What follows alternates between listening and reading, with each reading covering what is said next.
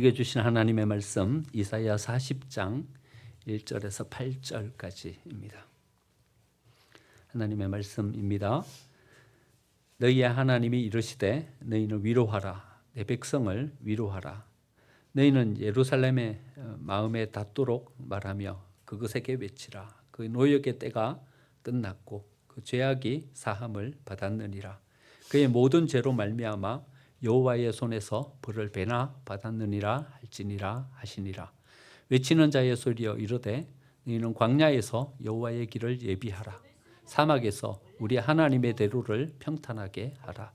골짜기마다 도두어지며 산마다 언덕마다 낮아지며 구르지 아니한 곳이 평탄하게 되며 험한 곳이 평지가 될 것이요 여호와의 영광이 나타나고 모든 육체가 그것을 함께 보리라.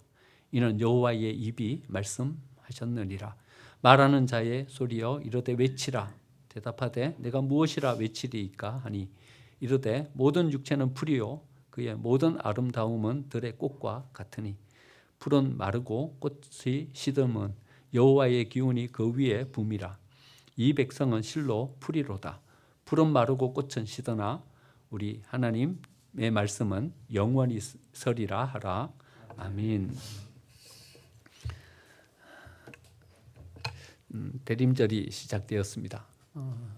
예수님의 오심을 기다리는 절기입니다. 여러분 뭘 기다려 보신 적이 있으십니까? 여러분 뭘 기다리고 계십니까? 어떤 좋은 소식을 기다리고 계십니까? 일이 해결되기를 기다리고 계십니까? 아니면 주머니 속에 로또 복권을 한 장 사놓고 좋은 어떤 결과를 기다리고 계십니까? 우리가 뭘 기다린다는 것은요, 희망이 있는 것이고, 기다린다는 것은 어떤 기대가 있는 삶이다 생각합니다. 그런데 여러분 스스로 생각하시기에 나는 아무것도 기다리는 것이 없다 이래 생각된다면 어쩌면 여러분들의 미래는 그렇게 밝지 않을 수도 있습니다. 지금이라도 여러분 기다릴 것을 만드셔야 됩니다. 어떤 소망이 있어야, 어떤 것에 대한 기대가 있어야 우리는 그것을 기다리면서 나아갈 수 있게 되는 거죠. 간절히 기다린다는 것은 그것에 대한 우리의 마음이 거기에 이렇게 담겨져 있을 때 그것에 대한 어떤 기다림을 가지고 갈 수 있습니다. 어떤 확실한 보장이 있을 때 누군가가 나에게 무언가를 약속해 주었을 때 우리는 그것을 향하여서 기다릴 수 있습니다.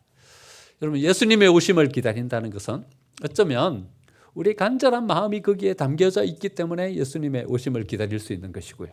또 하나님께서 우리에게 확실한 은혜로 약속해 주시고 보증해 주셨기 때문에 우리는 이런 기다림의 마음을 가지고 예수님의 오심을 기다릴 수 있습니다. 예수님의 오심, 그것은 어쩌면 2000년 전에 그 이전에 구약의 이스라엘 백성들이 간절하게 기다리던 기다림이었습니다. 구약의 마지막 책은요 말라기입니다. 말라기에서 신약 맨 첫 번째 책이 마태복음으로 넘어가는 것은요 책장 한 장만 딱 넘기면 여러분 구약 마지막에서 신약으로 넘어갈 수 있습니다. 5초도 안 걸립니다.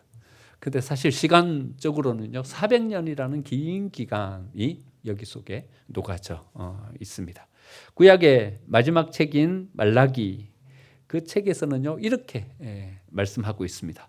말라기 1장 2절의 말씀 보면요 내가 너희를 사랑하였노라. 내가 너희를 사랑하노라 말씀하십니다. 그랬더니 이스라엘이 이래 대답합니다. 주께서 어떻게 우리를 사랑하셨나이까? 주께서 어떻게 우리를 사랑하셨나이까? 질문합니다. 그러니까 말라기의 마지막은요 이렇게 끝나는 거예요. 구약 성경의 마지막은 이렇게 끝나는 거예요. 하나님 우리를 어떻게 사랑하셨습니까? 우리를 사랑하신 거 맞습니까? 진짜 우리를 사랑하시는 거 맞습니까? 이래 질문하면서 끝나는 거예요. 대신 말라기의 맨 마지막 절 4장 5절 6절은 이렇게 약속으로 끝나요. 내가 너를 사랑하였노라 라는 것에 대해서 이렇게 이루실 것이다 라고 약속해 주고 계시는 거죠. 보라 여호와의 크고 두려운 날이 이를 것이다. 크고 두려운 날이 이를 것이다. 짐작할 수 있죠. 예수님이 오시는 날이다. 이렇게 짐작할 수 있습니다. 크고 두려운 날이 이르기 전에 선지자 엘리야를 너희에게 먼저 보내겠다 말씀하십니다. 그럼 오늘 우리가 구약 이사야서를 읽었는데요. 이사야서는 총 66장으로 이루어져 있어요. 66장으로 이루어져 있는데 참 놀랍게도요. 성경이 66권이잖아요. 39권 이 구약 성경의 숫자이고 27권이 신약 성경의 숫자입니다. 39장까지가요. 구약에 대한 이야기를 딱 하고 있어요. 그리고 40장부터는요. 무슨 얘기를 하고 있냐 하면요. 신약에 대한 이야기를 여기부터 쭉 시작해요. 53장에 가면 예수님이 고난 받으시는 이야기가 나오고요. 60장, 우리 지난주에 우리 목사님 설교하신 59장, 60장 읽었잖아요. 그때는요. 이천아 빛을 발하라. 예수님의 부활에 대한 희망을 선포하고 계셔요. 그러니까요. 이 40장부터 시작은요. 신약 성경의 시작이에요. 누구 이야기예요? 누구 이야기인가 하면요. 세례 요한의 이야기예요. 40장이요. 세례 요한이 와서 골짜기마다 도두어지고 언덕은 낮아지고 길이 평탄케 되고 예수님이 오실 그 길을 예비하는 이 세례 요한의 사역에 대한 이야기를 40장에서 쭉 해주고 있는 거예요. 말라기서에서 이야기하고 있는 하나님 우리를 언제 사랑하셨습니까? 이 이야기에 대한 답이 마태복음 1장에서부터 쭉 시작되는 것이죠. 아브라함과 다윗의 자손 예수 그리스도의 세계라. 그러니까요. 우리를 언제 사랑하셨습니까? 우리를 어떻게 사랑하셨습니까? 이 질문에 대해서 400년 동안 하나님은 준비하셨고요. 침묵으로 준비하셨고 그 답을 이렇게 내놓으시는 것입니다. 그 답은 예수다. 예수님이다. 이렇게 우리에게 답을 내놓으신 거죠. 좀 더 정확하게는 요한복음 3장 16절에서 여기에 대한 답을 주고 계시는 거죠. 하나님이 세상을 이처럼 사랑하사. 하나님 언제 우리를 사랑하셨습니까? 어떻게 우리를 사랑하셨습니까? 이렇게 질문한 그 질문에 대한 답을 이렇게 주고 계시는 거죠. 하나님이 세상을 이처럼 사랑하사 독생자를 주셨으니 이런 저를 믿는 자마다 멸망하지 않고 영생을 얻게 하려 하십니다. 그리고 말라기의 맨 마지막에 예언해 주신 엘리야가 먼저 와야 된다라고 말씀하신 그 엘리야가 바로 세례 요한이다라는 것을 예수님을 통해서 우리에게 말씀해 주고 계십니다. 마태복음 17장에 보면요. 변화산 사건 후에 예수님이 자기가 누구인지에 대해서 제자들에게 알려줍니다. 내가 메시아다. 내가 고난받게 될 것이고 십자가에 못 박혀 죽지만 다시 부활하게 될 것이다. 알려주니까 제자들이 예수님에게 이렇게 질문합니다. 그런데 서기관들은 어떻게 엘리야가 먼저 와야 될 것이라고 그렇게 말하고 있습니까? 이렇게 질문하니까 예수님이 여기에 대한 대답을 해주셔요. 엘리야가 먼저 왔으되 너희들이 알지 못했을 뿐이다. 그 사람이 바로 세례 요한이다. 이렇게 알려주고 계시는 거죠. 그러니까요, 구약의 전체적인 예언, 그 예언대로 예수님이 오신 거예요. 우리를 어떻게 사랑하셨습니까? 그 질문에 대한 대답으로 나의 사랑은 바로 예수 그리스도, 이 모습으로 나의 사랑이 너에게 나타났다. 우리에게 보여주고 계시는 거죠. 400년의 침묵의 시간, 그 시간은요, 하나님께서 우리에게 질문하고 있는 이 질문에 대해서 우리에게 어떻게 대답하실 것인가에 대한 어떤 준비의 시간이기도 하고요. 또 하나님께서 우리에게 예수 그리스도로 대답하셨을 때 우리가 그것을 어떻게 수용하고 어떻게 받을 것인가에 대한 준비를 하는 준비의 시간입니다. 여러분, 예수님이 오셨는데 준비가 하나도 안 돼 있는 거예요. 그러면요, 하나님의 은혜로 우리에게 가장 값진 것을 우리에게 허락해 주셨어도 우리는 그것을 우리의 삶 가운데 담을 수가 없는 거예요. 준비가 돼 있어야, 그릇이 예비되어 있어야 그 은혜를 우리 속에 담을 수 있게 되는 거죠. 이 400년의 기간 동안에 잔혹한 일들이 일어나게 됩니다. 헬라 제국이 세워졌어요. 헬라 제국 가운데 가장 잔혹한 왕이었던 안티오코스 에피파네스 4세. 그는요, 포악하기 이를 데 없는 그런 왕이었습니다. 헬라 제국 가운데 어쩌면 가장 잔인한 황제 가운데 한 명이었죠. 그 황제가 예루살렘을 침공해 옵니다. 침공해 와가지고요, 모든 제사장을 다 처참하게 살해합니다. 어떻게 살해하냐 하면요, 제사장들의 손을 다 뒤로 묶고 뒤로 다리까지 이렇게 묶어가지고 도로 가운데 쭉 일렬로 세워놓고는요, 거기 위로 전차가 지나가게 합니다. 그러니까 여러 마리의 말이 이끄는, 전쟁할 때 영화 같은 데 보면 나오는 전차 있죠. 그 전차가 거기 위로 지나가게 합니다. 모든 제사장들이 피투성이가 되어서 거기서 죽어가는 처참한 모습들을요, 이스라엘 백성들이 고스란히 다 지켜봅니다.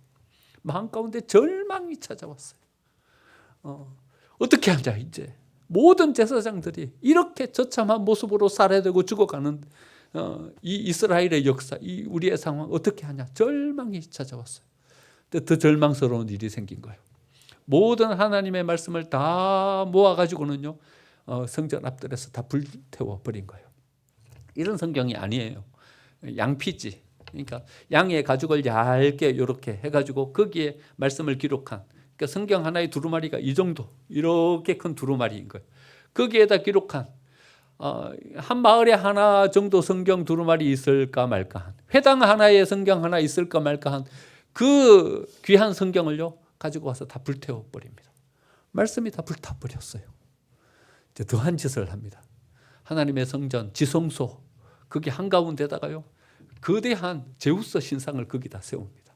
세우고는요 제우스 그 신상 앞에 돼지를 잡아서 제사를 합니다. 여러분, 돼지는 부정한 짐승이에요. 유대인들은 그 돼지를 먹지도 않습니다. 그런데 그 돼지를 잡아서 온 성전에다가 그 돼지 피를 뿌리면서 하나님을 모독하는 이런 일을 안티오쿠스 에피파네스가 행합니다. 그러자 이스라엘 백성들 가운데는요 여기에 대한 어떤 새로운 어떤 마음들이 생기게 되는 거예요. 하시딤이라는 사람을 중심으로 해가지고요 회개 운동이 벌어지기 시작해요. 우리가 하나님 앞에 범죄했다. 우리의 잘못을 하나님 앞에 내놓고 회개하면서 서게 되고요. 또 마카비를 중심으로 해가지고 무력으로 다시 이 성전을 회복해 하려는 어떤 전쟁을 벌이게 됩니다. 이 두 어떤 운동을 통해서 이스라엘 백성들의 마음 가운데 어떤 생각이 이렇게 세워지게 되냐 하면요, 하나님 나라에 대한 어떤 전체적인 사상이 이렇게 세워지게 됩니다. 하나님이 다스리는 하나님의 나라, 그것을 소망하게 되는 거죠. 여러분, 이제 신약 성경에 나오는 천국이라는 이 말은요 구약 성경에는 없어요. 여러분, 구약 성경에 이렇게 아무리 찾아보세요, 하나님 천국이라는 말이 나오는가요? 구약 성경에는 없는 사상이에요, 천국이라는 말은요. 그런데요 신약 성경에 드디어 나타나요. 하나님 나라, 천국이라는 말이 나타나는데요, 사실은 이 사상이 언제부터 형성되기 시작했냐 하면 이때부터요. 이스라엘 백성들이 고난받으면서 캄캄한 암흑기를 그들이 보내면서 그들은 꿈꾸게 되는 거예요. 어떤 나라를 꿈꾸게 되냐 하면요, 하나님이 다스리는 하나님의 나라를 꿈꾸게 되는 거예요. 그러면서 또 하나, 하나님 나라를 이루어 주실 메시아를 기다리게 되는 거예요. 메시아 대망 사상이 그때부터 생기게 되는 거예요. 구약 성경을 이렇게 다시 뒤져봤더니요, 이 메시아를 보낼 것에 대해서 하나님이 계속 예언해 주고 계셨던 거예요. 여러분, 다니엘서를 읽어보면요, 다니엘서 7장, 11장 이렇게 읽어보면 다니엘서의 4마리의 짐승에 대한 환상을 보게 되는데요, 이 4마리의 짐승에 대한 환상이 일어나게 될 전체 제국에 대한 어떤 환상이에요. 헬라 제국에 대해서도 다 예언해 놨어요. 가정한 것이 거룩한 곳에 서는 것을 보게 되거든. 이 헬라 제국에 대한 어떤 예언이거든요. 그때 극심한 어떤 박해가 우리에게 주어질 것이다. 그 다음에 4번째 짐승에 대한 환상을 보여주면서요, 그때 작은 뿔이 일어나게 될 것이다. 예수님이 다시 오시는 것에 대한 어떤 예언이죠. 그 뿔이 자라나서 모든 하나님의 백성들의 눈에서 눈물을 씻겨주고 하나님의 백성들의 소망과 희망이 되게 해줄 것이다. 우리의 구원자로 서게 될 것이라는 예언이 고스란히 세워지게 되는 거예요. 그리고 오늘 읽은 이 이사야의 말씀이요, 40장부터 쭉 이어지는 이 모든 말씀이 예수님이 다시 오시게 될 것이라는, 메시아를 하나님께서 보내주실 것이라는 예언의 말씀을 성경 속에서 발견하게 된 거예요. 메시아 대망 사상이 생겨나게 된 거죠. 그러니까 이 400년의 기간이라는 것은요, 침묵처럼 보이지만 침묵이 아니에요. 하나님이 아무것도 하시지 않는 것처럼 보이지만 아무것도 하시지 않는 것이 아니에요. 우리의 신앙 가운데서도 우리는 종종 이런 것을 경험하죠. 하나님은 뭐 하고 계시는가? 이렇게 우리가 고통스럽고 아픈데, 우리는 이렇게 힘들고 어려운데 하나님은 도대체 우리의 삶 가운데 아무런 일도 행하시지 않는가? 이런 어떤 절망을 가지고 하나님 앞에 설 때가 있는 거죠. 하지만요, 아무 일도 일어나지 않는 것이 아니에요. 그저 우리가 모를 뿐인 거예요. 하나님 아무 일도 행하시지 않는 것이 아니에요. 우리가 그것을 깨닫지 못할 뿐인 거죠. 하나님은요, 이 400년 동안에 이 모든 것들을 준비하시고 난 다음에 예수님을 이 땅에 보내주시게 되는 거죠. 근데 오늘 우리가 한번 초점 맞춰서 한번 생각해 볼 것은요, 이스라엘 사람들은요, 하나님 나라를 꿈꾸고 있었어요. 메시아 대망 사상을 가지고 메시아를 간절하게 기다리고 있었어요. 하지만 하나님이 이 땅 가운데 세워주시려고 하는 그 하나님의 나라가 아니었어요. 그들은 간절한 마음으로 메시아를 기다리고 있었어요. 그런데 그들이 기다리고 있었던 메시아는 하나님이 이 땅에 보내주시려고 했던 그 메시아가 아니었어요. 우리 모두가 그러하듯이요, 그 백성들이 기다리고 있었던 메시아는 지금 당장 그들의 어떤 현실에 직면하고 있는 문제, 그 문제를 해결해 줄 메시아를 기다리고 있었어요. 이 로마의 압제하에서, 헬라의 압제하에서 우리를 구원해 주셨듯이 이 로마의 압제하에서 우리를 구원해 줄 이 육체적인 고통, 이 힘든 상황, 그거 해소해 줄 메시아를 그들이 기다리고 있었던 거죠. 3년 공생애 동안 예수님을 따랐던 제자들도 사실 별반 다르지 않았어요. 3년 예수님을 쫓아다녔는데 예수님은 확실하게 뭔가 다른 분이셨어요. 기적을 행하기도 하고 가르침도 남달랐고요. 그렇지만 힘들고 어려웠어요. 그런데 그 예수님이요, 예루살렘을 향해서 올라가시는 거예요. 이제 저 위쪽 가이사랴 빌립보, 헬몬산, 변화산을 체험하고서는요, 이제는 예루살렘을 향해서 가시는 거예요. 이 가시는 이 행보가 남다른 거예요. 제자들의 가슴은 쿵쾅쿵쾅 뛰기 시작하는 거예요. 야, 됐다. 3년 동안 고생한 보람이 있다. 이제 예수님이 예루살렘에 올라가시면 예루살렘에서 왕이 되실 것이다. 그러면 우리는 여기에서 어떤 사람으로 세워질 건가? 예수님이 왕 됐는데 우리를 그냥 모른 채 하시겠어요? 그러자 요한의 어머니가 가서 청탁을 하는 겁니다. 예수님이 영광 받으실 그때에 우리의 두 아들을 하나는 주의 좌편에 하나는 주의 우편에 서게 해주십시오. 자의정, 우의정이 되게 해달라고 청탁을 하는 거죠. 그래서 제자들이 발끈 화를 내면서 막 서로 화를 냅니다. 왜냐하면요, 그 자리를 아무도 놓치고 싶지 않은 거예요. 자기가 되고 싶은 거예요. 그리고는 올라가는 길에 제자들끼리 다툽니다. 뭐라고 다투냐 하면요, 우리 중에 누가 크냐? 순서 매기는 거예요. 야, 예수님 왕 되면 첫 번째 국무총리 누가 할 거냐? 내무부 장관 누가 할 거냐? 교육부 장관 누가 할 거냐? 이거 다투는 거예요. 제자들의 마음도요, 별반 다르지 않았어요. 예수님이 왕이 되실 것이다. 이 기대를 가지고 예루살렘을 향해서 가고 있었던 거죠. 예수님이 나귀를 타고 예루살렘에 입성하실 때 사람들은요, 예수님에 대한 이런 기대를 가졌어요. 야, 드디어 이분이 우리를 이 고통과 아픔 가운데서 구원해 내실 거다. 오병리의 기적을 베푸신 이 예수님이, 풍랑이는 바다를 잔잔케 만들어주신 이 예수님이 우리의 이 고통, 이 아픔을 해결해 주실 것이다. 그들은 겉옷을 벗어서요, 예수님이 나아가시는 그 길에 깔았어요. 종려나무 가지를 흔들면서요, 호산나, 다윗의 자손으로 오시는 이여 호산나를 외치면서 환호했어요. 예수님이 곧 왕이 되실 줄 알았어요. 그런데 예수님의 행보는요, 그들의 기대와는 정 다른 길로 가시는 거예요. 성전을 정화하시고는요, 제사장들과 대립하면서 쓰는 거예요. 왕이 되시기는커녕요, 다른 행보를 향해서 가시는 거예요. 그들의 마음이 조금씩 바뀌기 시작하는 거예요. 여러분, 가룟 유다를 어떻게 생각하세요? 우리는 배신자, 가룟 유다를 저주하지만요, 그래도 가룟 유다는요, 3년 동안 자기의 삶을 내려놓고 예수님을 쫓았던 사람이에요. 그런데 가룟 유다도 그런 기대를 가지고 예수님과 함께 예루살렘으로 갔는데 예수님의 행보가 그의 기대와는 정 다른 거예요. 가룟 유다가 예수님을 배신한 것이 아니라 예수님이 가룟 유다를 먼저 배신한 거예요. 그들의 기대와는 다른 길로 예수님이 가시는 거예요. 그 분노를 참을 수가 없었어요, 가룟 유다가. 군중들도 마찬가지였어요. 군중들이 실망한 거예요, 예수님을 향해서. 예수님이 곧 왕이 되시는 거예요. 그러자 실려주실 줄 알았는데 예수님이 다른 행보를 하시는 거예요. 그러자 실망한 이 군중들은요, 호산나, 다윗의 자손으로 오시는 이여 호산나를 외치던 이 군중들은요, 예수를 십자가에 못 박으라고. 풍랑을 잔잔케 한 그 능력을 가지고 못하고 있냐고 지금.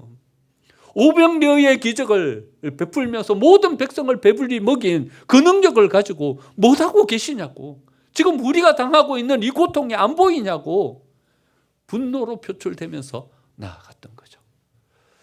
하지만 우리가 곰곰하게 한번 다시 한번 생각해 볼 필요가 있는 것입니다. 여러분, 예수님이 오셔가지고 행하실 일이 단지 우리의 배고픔의 문제를 해결하고 우리의 아픔의 문제를 해결하고 이 일 행하시려고 예수님이 인간의 몸을 입고 이 세상에 오셨을까요? 우리는 이런 생각을 한번 해보게 되는 것입니다. 예수님이 주는 위로는요, 소위 가진 사람들이 없는 사람을 바라보면서 불쌍히 여기는 값싼 동정이 아닌 것입니다. 여러분. 어떤 죽음의 절망 가운데 서서 고통받고 있는 사람에게 진통제 몇 알 던져주면서 잠시 고통을 잊어버리라고 기만하는 그런 기만이 아닌 것입니다. 예수님이 한 번은 이런 말씀을 하셨어요. 누구든지 어떤 일을 하려고 할 때 그 비용을 먼저 생각해 보지 않겠냐. 복음서에서 여러분 이런 읽은 거 기억하시죠? 어떤 사람이든지 뭔 일을 하려면 그 일에 합당한 뭔 준비를 가지고 나아가서 그 일을 이루지 않겠냐, 이런 말씀을 하시는 거예요. 어떤 일을 이루려고 하시는지 이것은 우리 손에 딱 잡히질 않아요. 하지만 예수님이 어떻게 시작하고 계시는가, 이것은 우리 손에 딱 잡히잖아요. 우리는 앞으로 우리를 하나님이 어떻게 세워주실지 그건 아직 잘 모르겠어요. 아직 우리는 죽지도 않았고요. 아직 끝까지 인생을 살아보지도 않았어요. 하지만 예수님이 어떤 모습을, 어떤 이 각오를 가지고 이 땅에 오셨는지 이건 우리가 알잖아요. 어떤 비용을 여기에, 어떤 투자를 여기에 하고 계시는지 그건 우리가 볼 수 있잖아요. 예수님 어떻게 이 세상에 오셨냐 하면요, 창조주 하나님이요, 신이신 예수님이요, 인간의 몸을 입고 이 세상에 오셨어요. 피조물의 모습을 가지고 이 세상에 오셨어요. 여러분, 이 정도의 마음의 각오를 가지고 예수님이 이 세상에 오셨다면 기껏 우리에게 주려고 하시는 것이 우리의 아픔 몇 개 해결하고 우리의 문제 몇 개 해결하고 그 정도 주시려고 예수님이 이 각오를 갖고 오셨겠어요? 예수님은요, 하나님의 전 모든 것을 걸고 여기에 오셨어요. 십자가 위에서 못 박혀 돌아가실 때요, 여러분, 모든 사람들의 조롱과 비난을 받으면서 돌아가셨어요. 하나님이요, 하나님이. 여러분, 패션 오브 크라이스트 영화 보셨어요? 보시면 예수님 십자가에 돌아가실 때 사탄이 웃으면서 지나가는 그 모습 보셨어요? 저는 그 모습을 보면서 이런 생각을 했어요. 야, 하나님이 저기에 십자가에 못 박혀 계시면서 이 모습을 상상하지 않으셨을까? 예수님이 이 세상에 오신 것은요, 그 모욕과 수치를 다 계산하시고 거기 십자가에 못 박혀 매달려 계시는 거예요. 여러분, 이 정도의 어떤 각오와 이 정도의 희생을 생각하시면서 예수님이 이 세상에 오셨다면 예수님이 이 땅 위에 만들어 가실 어떤 결과도 이것 이상이지 않겠습니까? 이것보다 훨씬 더 큰 것이지 않겠습니까? 하나님은요, 이만큼의 꿈을 꾸고 계시는 거예요, 우리를 향하여서. 그런데 우리는 여기서 뭘 찾냐면요, 그냥 작은 아픔 몇 개, 문제 몇 개, 우리의 직면하고 있는 삶 요거 몇 개 해결할 그 기대를 가지고 예수님을 향해서 나아가는 거예요. 하나님은 이만한데요, 꿈이, 기대가. 우리는 요만한 기대를 가지고 하나님을 찾아 나아가는 거예요. 하나님은 생명을 걸고 여기 오셨어요. 그런데 우리는 작은 시간 몇몇 가지의 우리의 삶의 양보, 배려 요거 가지고 나온 거예요. 그러니까 이게 안 맞는 거예요. 동상이몽이에요. 다른 꿈을 꾸고 있는 거예요. 다른 마음을 가지고 오는 거예요. 여러분, 우리가 예수님을 향하여서 기다림을 가지고 나아가는 그 기다림은요, 하나님의 이 크기에 맞는, 하나님의 이 마음에 맞는 것을 가지고 나아가야 되는 것이죠. 어쩌면 우리가 이 마음을 가지고 서는 것은요, 우리는 하나님을 모르는 거예요. 하나님을 모르는 거예요. 굿윌 헌팅이라는 영화 혹시 보셨어요? 여러분 꼭 보세요. 보시면 아마 여러분들의 인생 영화가 되실 수도 있을 겁니다. 저희 애들한테 물어봤더니 지수는 5번 봤다 그러고 나영이는 4번 봤다 그러고 그러더라고요. 여러분 꼭 보세요. 그 영화 가운데요 이런 장면이 나와요. 로빈 윌리엄스가요 이 윌 헌팅과 호수에서 나누는 대화의 이야기가 나와요. 윌 헌팅이요 아주 천재적인 머리를 가지고 있어요. 근데 마음이 딱 닫혀 있어요. 닫혀 있어 갖고 그의 재능을 세상에 하나도 발휘하지 못하는 거예요. 왜곡된 어떤 생각을 가지고 이 사회를 비판적으로 냉소적으로 바라보는 거예요. 이 윌 헌팅을 향하여서 그 로빈 윌리엄스가 이렇게 질문을 합니다. 야, 내가 내게 미켈란젤로에 대해서 말한다면 너는 머리가 좋으니까 미켈란젤로에 대해서 줄줄이 나한테 이야기하겠지. 어떤 화가이고 어떤 그림을 그렸고 어떤 천장화를 그렸고 이 이야기하겠지. 하지만 너는 그 성당에 대해서 아냐? 이렇게 질문하는 거예요. 그 교회의 냄새를 아냐? 그 교회 속에 임재하셔서 그 예배를 받으시는 하나님의 역사에 대해서 아냐? 이렇게 질문하는 거예요. 너는 지식은 가지고 있을지 모르지만 너는 몰라. 미켈란젤로를 몰라. 이렇게 이야기하는 거예요. 두 번째 또 이렇게 질문하는 거예요. 전쟁에 대해서 이야기한다면 너는 전쟁에 대한 지식을 가지고 있기 때문에 세계 몇 대 전쟁, 누구하고의 전쟁, 거기에서 누가 어떻게 이겼고 이런 전쟁에 대한 것을 다 나한테 이야기해 줄 수 있겠지만 너는 진짜 전쟁이 뭔지를 아냐? 옆에 전우가 총에 맞아서 마지막 숨을 헐떡이면서 그 눈빛으로 나를 바라보고 있는 그 전우의 마지막 숨소리를 들으면서 거기에서 느끼는 전쟁, 그 전쟁이 뭔지를 네가 알 수나 있겠어? 네가 아는 전쟁은 그냥 지식으로 정보로 알고 있는 전쟁인 거지 너는 전쟁을 몰라. 이래 이야기하는 거예요. 세 번째 또 이런 질문을 하는 거예요. 너는 사랑에 대해서 알아?